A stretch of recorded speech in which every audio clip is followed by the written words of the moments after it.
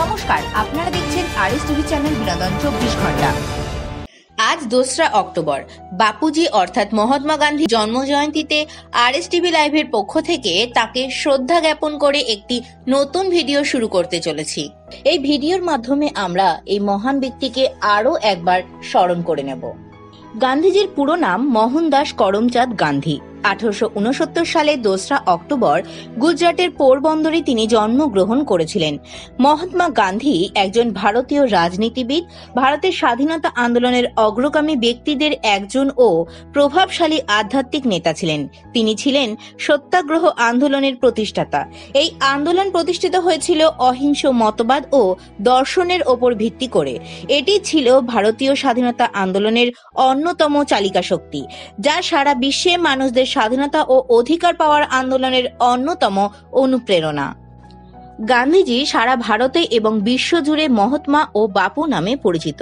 2রা October গান্ধীজির জন্মদিন গান্ধী জয়ন্তী হিসেবে পালিত হয়ে থাকে। 15 জুন জাতিসংঘের সাধারণ সভায় 2রা অক্টোবরকে আন্তর্জাতিক অহিংস দিবস হিসেবে ঘোষণা করা হয়েছে। 1930 সালে মহাত্মা গান্ধী ভারতীয়দের লবণ করের বিরুদ্ধে 400 কিলোমিটার দীর্ঘ দান্ডি লবণ কুচকাওয়াজের নেতৃত্ব দেন, যা 1942 সালে ইংরেজ শাসকদের প্রতি সরাসরি ভারত ছাড়ো আন্দোলনের সূত্রপাত ঘটায়। তিনি বিভিন্ন সময়ে বিভিন্ন কারণে বেশ কয়েকবার দক্ষিণ আফ্রিকা ও ভারতে কারাবরণ করেন। গান্ধীজি সমস্ত পরিস্থিতিতেই অহিংস মতবাদ এবং সত্যের ব্যাপারে অটল থেকেছেন। তিনি সাধারণভাবে জীবনযাপন করতেন এবং স্বায়ত্তশাসিত আশ্রম প্রতিষ্ঠা করেন। তিনি তার নিজের পরিধেয় কাপড় ছিল ঐতিহ্যবাহী ভারতীয় ধুতি এবং শাল, যা তিনি নিজেই চাকায় বুনতেন। তিনি সাধারণত নিরামিষ খাবার খেতেন। শেষ জীবনে ফলমূল বেশি খেতেন। তিনি আত্মশুদ্ধি এবং প্রতিবাদের জন্যই তিনি দীর্ঘ সময় উপবাস থাকতেন।